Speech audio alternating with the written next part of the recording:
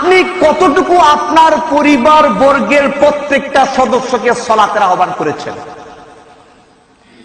আল্লাহ রাব্বুল আলামিন সূরা তার 132 নম্বর আয়াতে আল্লাহ বলেন, ওয়া'মুর আহলাকা বিস-সালাতি ওয়াসতাবির আলাইহা লা নাসআলুকা রিজকা নাহনু নারযুকুকা ওয়াল আকিবাতু লিত-তাকওয়া ওয়া'মুর আহলাকা বিস-সালাত।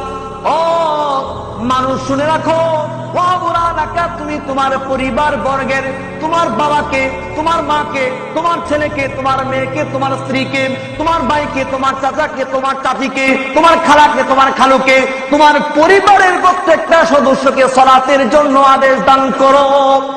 ওয়া'মুর আহলাকা বিস-সালাতি, শুধু তাই নয়, সালাতের আদেশ দিয়ে শেষ হয়ে যাবে না, ওয়াসতাবির আলাইহা, সালাতটাকে আঁকড়ে ধরে রাখো।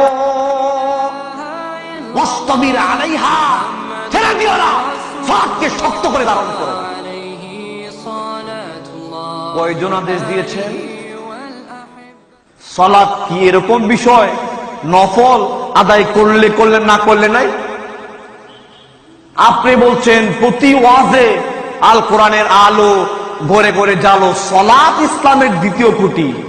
সালাত হলো এমন একটি বিষয়, বিশ্বনবী বলেছেন মানুষকে মৃত্যুর পরে কিয়ামতের দিন সর্বপ্রথম ফার্স্ট প্রশ্ন করা হবে সালাতের বিষয়ে।